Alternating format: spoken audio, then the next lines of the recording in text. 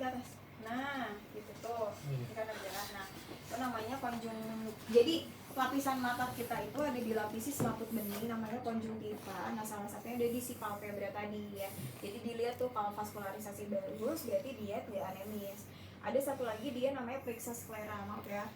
Lihat ke bawah, lihat ke jari saya, Nah, lihat di putihnya, skleranya kuning atau enggak. Kalau iterik berarti dia kuning gitu ya.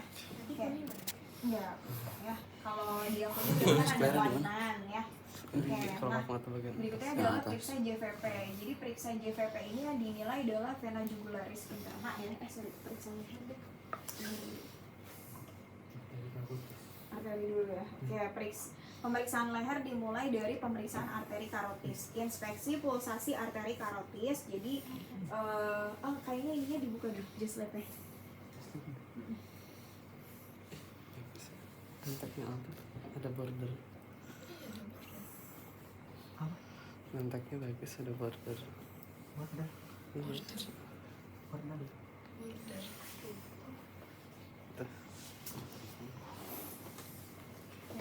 Ya. Nah, jadi kita inspeksi dulu di bagian maaf ya, di bagian arteri karotis kelihatan atau enggak. Biasanya sih ada kelihatan yang kayak deg-deg gitu ya. Cuman masih bingung nih lokasinya di mana, karena kan kayak ada perabatannya, jadi kayak seluruh leher tuh ada denyutnya gitu ya. Jadi kamu bilang aja inspeksi pulsasi arteri karotis, lihat gitu aja. Nah, berikutnya adalah palpasi arteri karotis di setinggi cartilago cricoidea, mulai dari trakea ke arah medial otot sternocleidomastoideus sampai teraba pulsasi arteri karotis. Nilai amplitudo dan kontur gelombang denyut nadi. Oke. Berarti harus tahu dulu ini kan trakea nih di tengah ya. Kalau cowok kan enak ya, dia kelihatan ya karena ada jakunnya. Nah, boleh nengok ke sebelah kiri, Pak. Nah, itu yang menonjol sternocleidomastoideusnya ya. Gitu. Nah, ini nih ya. Ini otot sternocleidomastoideusnya. Nah, berarti kalau misalnya dia di medial dari sterno, maka dia di mana? Di bagian sini ya. Nah, udah berarti nanti tinggal kalian raba. Paling enaknya sih diraba itu dengan 3 jari. Jadi nanti dari 3 jari itu yang kerasa yang mana gitu ya. Jadi dirasain aja. Nah, ini mau coba ada yang megang? Mau coba megang?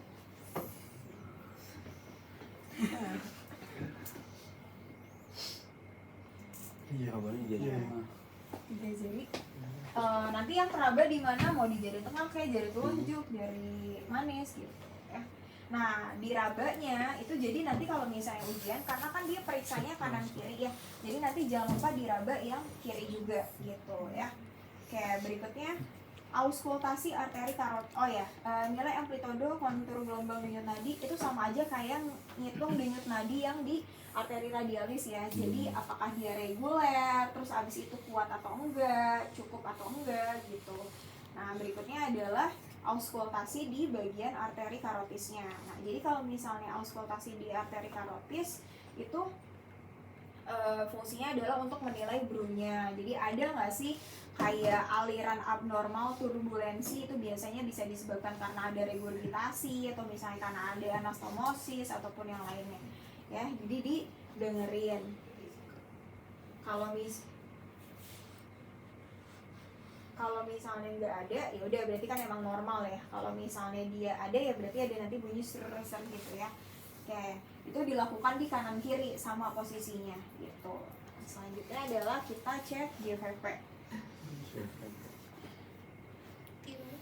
Oh, lupa tiroid ya. Pemeriksaan tiroid. Udah belajar pemeriksaan tiroid? Oke, nanti dilakuin aja. Caranya adalah dari belakang. Maaf, Bapak boleh duduk dulu sebentar. Nah, jadi nanti kita agak nenggak sedikit ya Pak, maaf ya Pak. Nah, habis itu nanti kita palpasi tiroidnya ya. Nah, habis itu minta pasiennya nelen, dirasain kalau ada benjolan atau enggak. Nah, biasanya kita kalau misalnya palpasi tiroid itu menyeluruh sih ya. Nanti habis itu kita auskultasi juga kalau ada benjolan untuk nilai tadi ada bru atau enggak. Udah Pak, boleh tidur lagi nggak? Nah, jadi kalau misalnya dia ada benjolan, agak turun gitu. Kalau misalnya dia ada benjolan, saya karena tumor atau misalnya karena keganasan yang lain, itu Jadi kalau tumor atau keganasan tuh ada peningkatan aliran darah di situ, makanya suka kedengeran gitu ya. Oke. Terus pemeriksaan tekanan vena jugular interna. Oke. Jadi memeriksa vena jugular interna. Nah, kan sebenarnya jugular interna itu kan agak dalam ya, yang lebih gampang eksterna. Cuman eksterna itu tidak bisa menggambarkan secara secara tepat tekanan di bagian jantung kanan gitu. Makanya yang diperiksa itu adalah si vena jugular gitu. Nah, caranya adalah memposisikan bagian atas bed setinggi 30 derajat, miringkan kepala pasien sedikit ke arah berlawanan dari bagian yang akan diperiksa. Nah, jadi vena jugular ini kan ada di kanan kiri. Jadi kalian bisa ngecek kanan dan kiri gitu ya. Misalnya nggak harus di kanan aja gitu, di kiri juga ada. Sama kayak arteri gitu. Gunakan penerangan dari samping ini biar lebih jelas aja kelihatannya. Inspeksi puncak pulsasi vena jugularis interna yang berada di posterior musculus sterno. Letakkan penggaris atau kertas dari titik ini secara horizontal. Nah, jadi vena jugular ini biasanya dicek pada pasien-pasien dengan gagal jantung ya. Kalau misalnya di kardio, jadi dia dicek pada pasien-pasien gagal jantung. Terus apalagi ya, pneumothorax ventral itu yang udah bikin shock obstruktif biasanya dicek tuh. Nah, tekanan vena jugularnya. Jadi kalau misalnya pasien yang nggak punya penyakit, dia nggak akan kelihatan vena jugularnya gitu. Jadi kalau misalnya kalian infeksi secara langsung tuh jarang, susah kelihatan gitu. Tapi kalau misalnya pasien gagal jantung, dia datang aja kamu udah ngeliat tuh di ininya udah. Jadi maaf ya, kamu boleh nongol ke sebelah kiri. Nah, jadi kan dia di posterior, berarti kan di sini nih. Nah, di posterior di belakangnya. Ini tuh udah ada yang agak itu lihat tuh. Oh iya. Kelihatan ya dia. Oh iya. Kok gitu dok kelihatan. Nah, nanti kan kalau misalnya kelihatan nanti kita ukur ya. Kita ukur nih ininya. Dia mah langsung kelihatan nggak perlu kayak baru nih, kemarin-kemarin nggak ada yang kelihatan. Nah, caranya adalah nggak apa-apa kan nanti kita lihat normal atau enggak ya. Nah, caranya adalah ini kan kelihatan nih ada pulsasinya sampai sini nih ya. Sini berarti nah, ini nanti posisinya adalah horizontal dari yang paling atas tuh dia nonjolnya, terus habis itu ya diukur gitu ya. Ini dia 1,5 berarti masih normal ya gitu. Lupa. Jadi kan misalnya ininya harus lurus ya, jadi jangan agak gini, jadi harus sejajar gitu di horizontal. Sorry, amulosaudovici. Abis itu yang mana nih, yang ini dulu deh nih ya biar kelihatan. Nah, ini itu kan lihat tuh ada, itu kan 1,5 cm kan, nih ya 1,5 cm ya kan, yang tepat di penggaris ini di 1,5 cm kan, ya kan. Nah, ya udah berarti 5 plus 1,5 gitu. Nah, normalnya itu adalah 5 plus minus 2 gitu ya. Jadi kalau misalnya dia udah misalnya nih segini baru nggak normal gitu ya. Kalau misalnya 5 plus minus 1,5 itu masih normal gitu ya. Gitu caranya. Jadi kelihatan ya tadi ya. Itu tuh lihat. Iya ya. Biasanya kita harus bersih dulu nih, tapi ini kelihatan. Nih. Apa tuh yang jatuh? Hand sanitizer. Belakang. Tuh lihat. Itu berarti dari titik situ dikasih penggaris. Nah, ini kan nih dia nih kan ini berhentinya di sini nih ya, tingginya. Ya udah. Bukan berhentinya, kayak paling tinggi tuh nanjaknya tuh di situ. Nih. Oh iya. Iya, kan dia sampai sini dong. Iya, di nyut yang itu kan sampai sini nggak sampai sini kan. Habis itu dari sini dia di horizontal penggaris. Terus habis itu yang ini sisi ini yang tegaknya. Nah, ini kan berarti 1,5 kan. Oh, yang diukur tuh ini. Yang iya, yang ini ya gitu. Tuh ya udah berarti 5 plus minus 1,5 gitu. Itu buat nyari apa nih dok? Ketinggian Tekanan vena jugular. Jadi kalau misalnya dia pasien gagal jantung itu kan ventrikel sama atriumnya tuh kaku ya, dia entah itu dia hipertrofi atau dilatasi, jadi bikin ada aliran balik ke vena, itu yang pertama. Terus yang kedua bikin ada tekanan yang tinggi di si venanya, itu makanya dia ada reflux ke atas gitu. Ya. Dok, tadi normalnya berapa? plus minus 2 Di bawah 5 cm aksa. sentimeter. Cm aksa, cm H2O.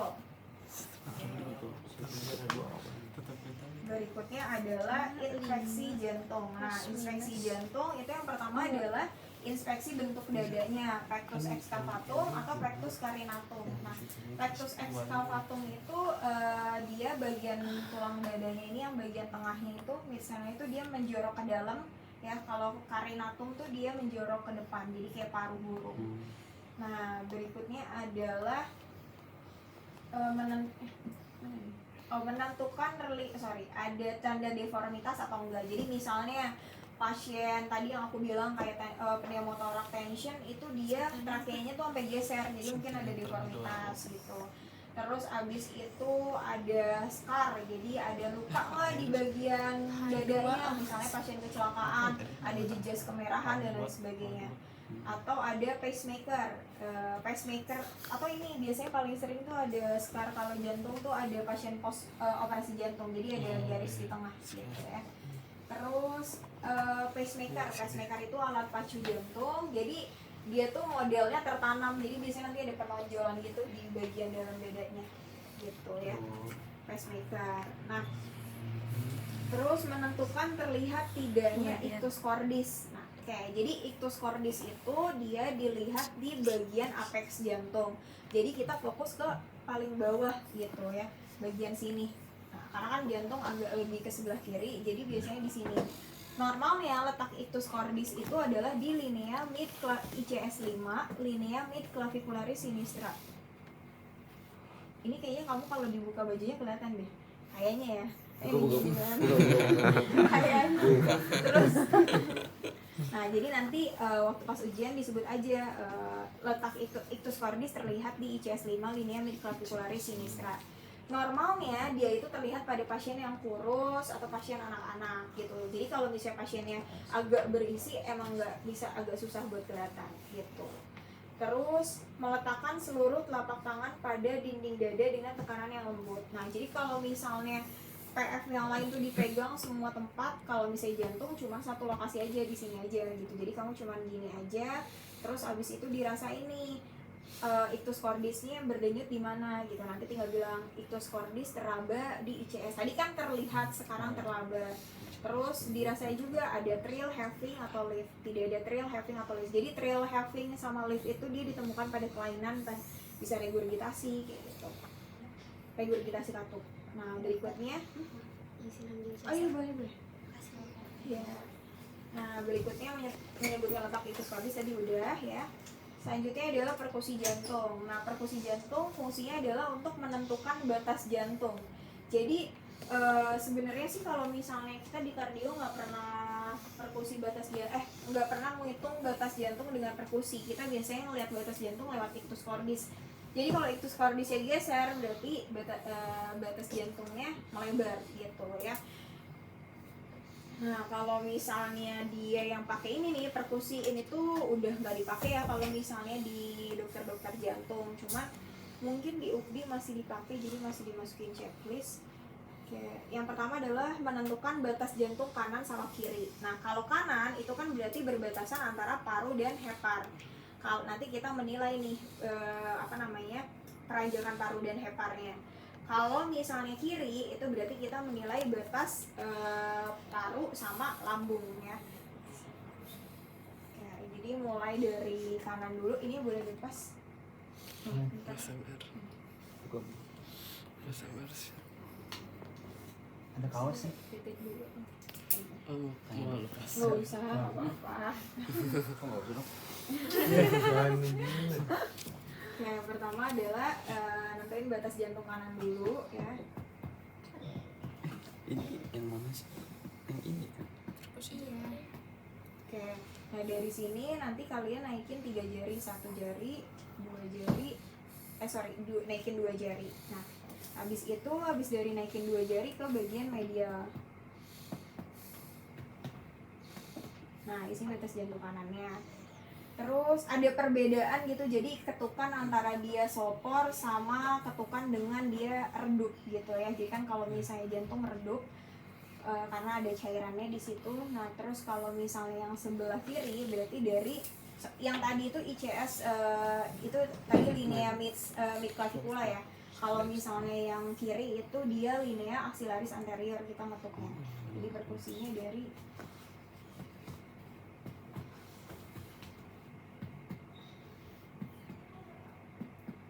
nih, ini kan kelihatan banget nih. Nih, lambungnya nih. Iya. Ya, terus habis itu naikin 2 jari. dia juga di situ ke samping. Nah, udah di sini nih. Ya, gitu. Nanti juga kalau misalnya terbiasa kupingnya peka sih, nanti telinganya peka. Oh ini udah beda nih suaranya gitu ya. Kalau misalnya yang sebelah kanan itu dia perbedaan antara sonor sama pekak ya. Jadi hepan tuh pekak karena dia padat. Kalau misalnya yang kiri itu berarti sonor sama timpani, karena lambung kan dia ada gasnya, berarti dia timpani. Oke, nah jadi kalau misalnya di toraks itu, kalau ini fokus ke CRH, kalian harus bisa hafal bagian garis-garis yang ada di garis bayangan yang ada di dada. Jadi mulai dari sini nih, dari sini nih, dari yang bagian ini nih batas yang ini, itu namanya linea axillaris posterior. Terus habis itu linea axillaris media, yang ini linea axillaris anterior, mid clavicula, parasternalis, sternalis, mid sternalis, yang sebelahnya juga sama ya, tinggal beda kanan kiri. Itu harus hafal ya.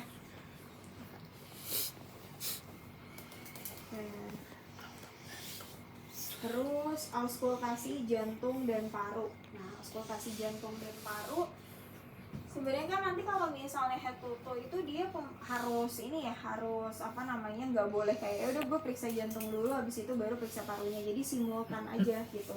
Nah karena ini kalian lagi fokus ke jantung, jadi nanti ujiannya periksa jantungnya, periksa parunya nggak perlu semua di auskultasi, cukup yang basal parunya aja fokusnya. Kenapa? Karena kita mau nilai dari ronkinya ya. Jadi kalau pasien gagal jantung itu ada nanti bunyi ronki basal halus pada bagian basal gitu.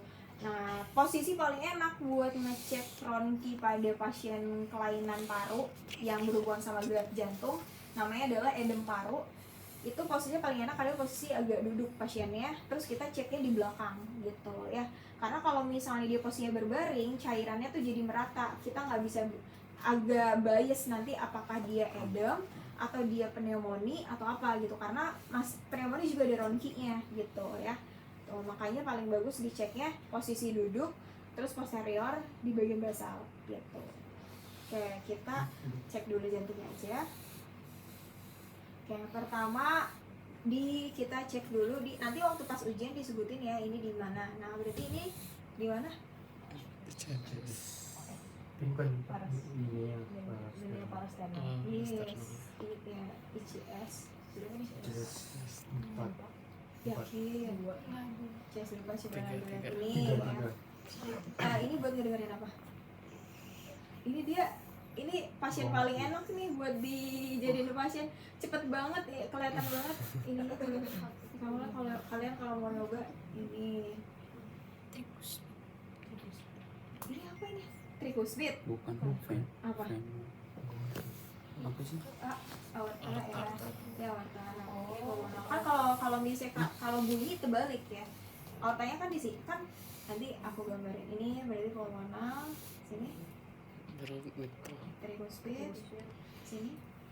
Ini dia paling enak sumpah, ini enak banget dia buat dijadiin probandus. Nah terus habis itu kita dengerin basal parunya ya, basal parunya. Tadi kan di sini. Jadi kalau bisa tiduran kita langsung ke sini aja.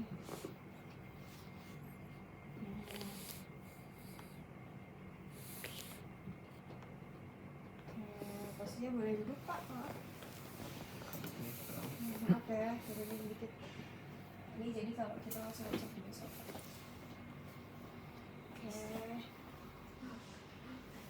Dengerin ke samping. Jadi kan paru tuh agak gini kan, jadi makanya kita harus dengerin ke sampingnya juga gitu. Kalau mau dengerin coba kamu tarik nafas. Nanti kamu kalau bisa agak susah nih dengerin suara napas di pasien asli, suruh pasiennya tarik nafas, ntar kedengeran suara parunya gitu. Yuk boleh tiduran lagi. Oke.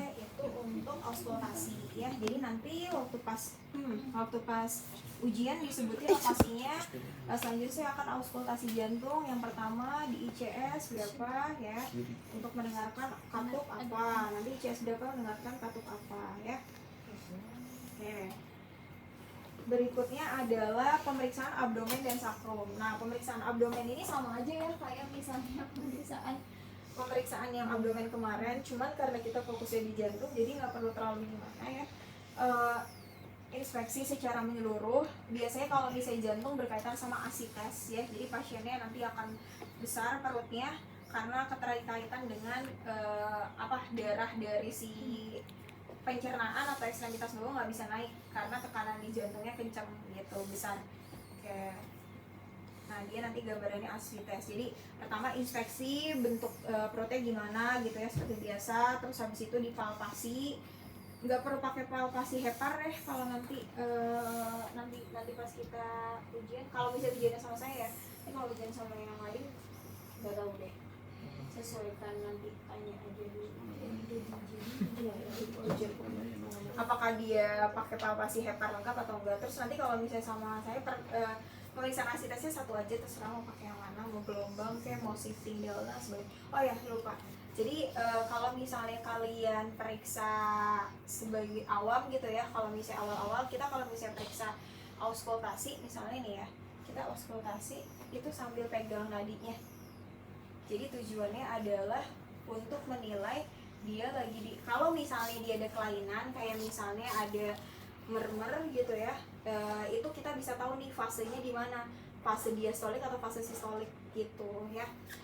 Sebenarnya sih tanpa dipegang bisa, cuman lebih kalau misalnya dia belum pro biasanya sambil dipegang gitu, karena nanti agak rancu kalau dengerin mermer itu. Kita nggak bisa tahu duduknya pas fase apa, jadi dipegang kan arteri radialis. Kayak gitu. Terus untuk pemeriksaan abdomen nggak usah diulang ya, sama aja. Nah, ada satu cara lagi untuk memeriksa reflux jugular gitu. Caranya adalah boleh ditekuk Pak kakinya. Oke. Jadi caranya adalah dengan pemeriksaan reflux hepatojugular. Jadi pasiennya nanti kita dorong nih, ini kan hepar nih, kita dorong Kak. Maaf ya, Bapak boleh agak madep ke sebelah kiri. Oke. Jadi nanti sebenarnya karena dia udah kelihatan, jadi nggak perlu jadi ini dorong. Nah, tuh lihat kelihatan kan? Oh iya. Nah, makin gitu. Jadi ininya tuh nanti ini didorong. Jadi nanti akan makin lebih kelihatan. Penggarisnya situ lagi. Nah, kalau ini kan nanti ukur penggarisnya di sini kan. Jadi kan kamu harus butuh bantuan ya kalau jadi satu orang gitu. Cuman itu ya biasanya pada pasien yang normal aja, karena kan mau ngelihat nih. Kalau pasien yang nggak normal nggak kelihatan. Kalau misalnya pasiennya nggak normal nggak perlu diginiin gitu kan, udah tinggi ya gitu. Udah boleh turunin lagi kakinya, lurusin lagi. Oke, berikutnya adalah palpasi sakrum. Nah, sakrum ini nggak perlu sih sebenarnya, jadi nanti buat dilihat aja apakah dia ada kayak sakrum tuh kelainannya, misalnya pada pasien dengan cedera pelvis kayak gitu. Itu nanti ada kan bagian pelvis sakrum itu dia salah satu lokasi perdarahan yang bisa bikin shock ya. Jadi perdarahan besar tuh di toraks, abdomen, sakrum sama femur. Nah, makanya kita cek. Jadi kalau misalnya sakrum nanti kita pegang gini nih, gini. Terus abis itu ada nyeri tekan atau enggak, terus agak kita apa ya namanya tuh kayak diginiin gitu, nanti ada kayak goyang gitu loh, nggak kayak agak geser gitu pas kita ini. Nah, dia kayak trauma gitu biasanya kalau misalnya kita giniin dia agak geser gitu tulangnya gitu. Atau misalnya ada atau misalnya dia nyeri tekan. Kalau misalnya dia ada trauma, krepitasi juga bisa kedengeran gitu ya. Oke, terus berikutnya adalah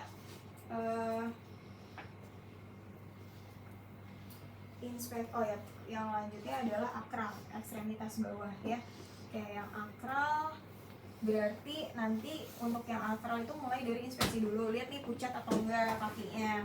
Terus habis itu dipegang ya.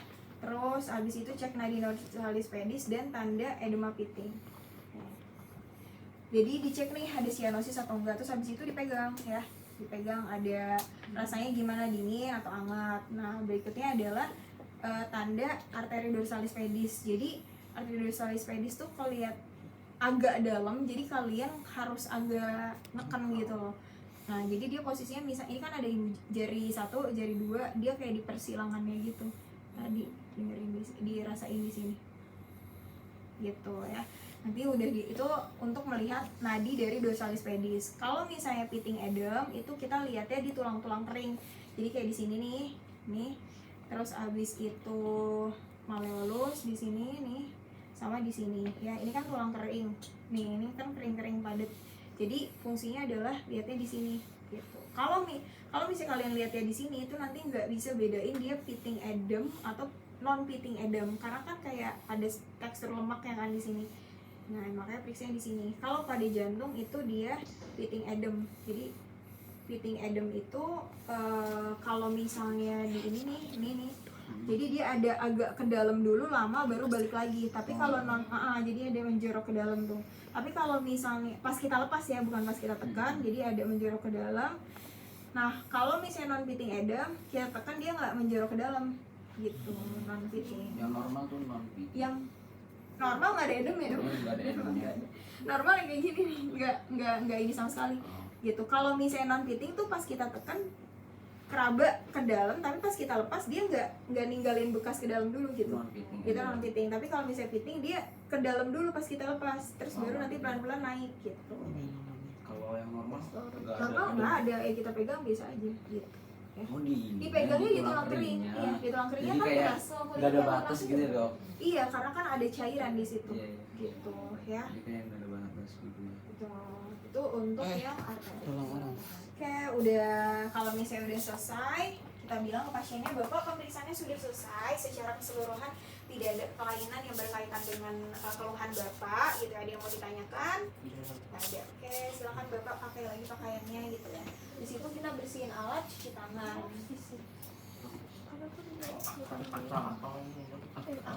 Akral kaki.